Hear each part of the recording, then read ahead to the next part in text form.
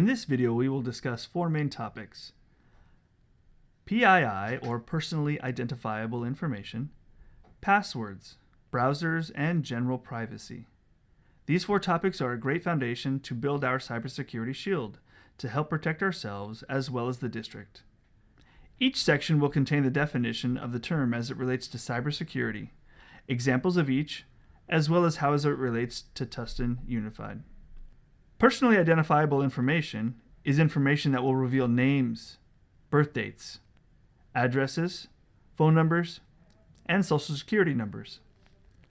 This is information that others could use to gain access to your identity. Other personally identifiable information are items such as a license, personal email address, bank account information, credit cards, and medical records. Take a minute to view this infographic to understand a little more about PII. Also know that social media can be a source of PII, especially if you are posting live, because posts have geolocation embedded.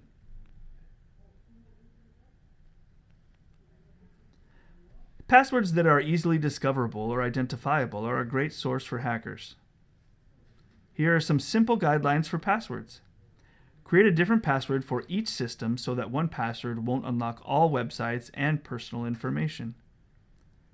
Never leave your password out in the open, especially on or under your keyboard.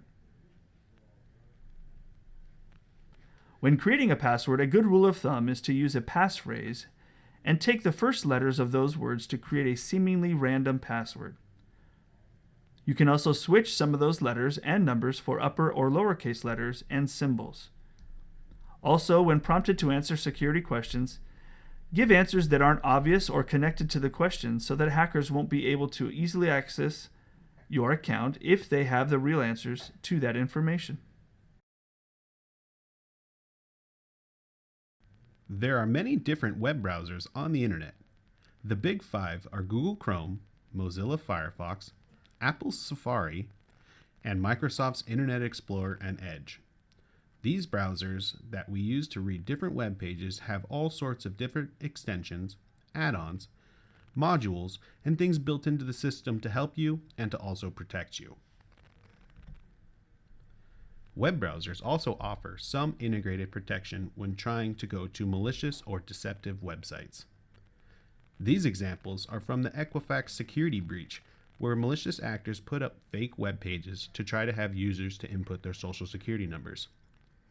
The last web page shown is the real Equifax security website that is not intended for malicious purposes, but many people were fooled into entering their information on the previous websites before the browsers were flagging them. If you reach a page that looks like this, stop and contact the help desk team to look into the issue further and to help you identify the website you are trying to reach. Along the same line as going to a deceptive or malicious website, our browsers can alert us when a website is unsecure. The top two examples show websites that are properly secured and encrypted, so attackers cannot intercept our data. The bottom examples are trying to get our attention, showing that the website is not encrypted or set up improperly, leaving our data in transit available for attackers to peer in on. If you encounter websites like the bottom examples, please contact our help desk. Add-ons and extensions are great tools to help you with your online experience. A great tip for add-ons and extensions is, if you aren't using them, disable or delete them. These add-ons can become vulnerabilities if left out of date for a long time. Also, only install extensions or add-ons from trusted sources such as the Google Chrome Web Store or the Mozilla Firefox Add-on Center. We all share a duty to maintain the privacy of others. There are a number of laws and regulations that require you to safeguard that information as well as guarding it out of the respect for others. Here at TUSD Unified, when you log into your computer, there is a TUSD electronic resource policy that most of us just click OK on without reading. As you see, this message is letting you know that we as a district monitor all transactions that are taking place on your computer at all times, as well as the information on your computer. Whether it's personal data or not, the district owns the rights to all such materials. One of the first steps of privacy is to limit the amount of personal information collected. There are some simple tips to follow, which include, if it's an optional field, don't add it. Limiting personal data you share also includes social networking sites. If you use a secret question like, "What year did you graduate high school?" that information is most likely readily available on social media platforms. Another tip is to never post on social media when you are on vacation. You are letting the bad guys know that no one's home. Data should follow strict policies on retention, as well as how to protect and destroy this data as well. Data collected by our organization in some cases is required by law to be held onto for a certain amount of time.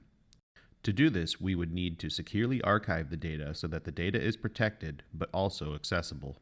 After the data has reached the end of its life cycle, it should be securely destroyed. There are companies that specialize in the destruction of data, as well as the physical hard disk that could contain the sensitive data as well. Privacy shows how our organization respects the data of others. Like the old saying, treat others the way you'd want to be treated, goes hand in hand with the privacy of data. Treat all of other people's data the way you would want your data to be handled. This is the conclusion for our video.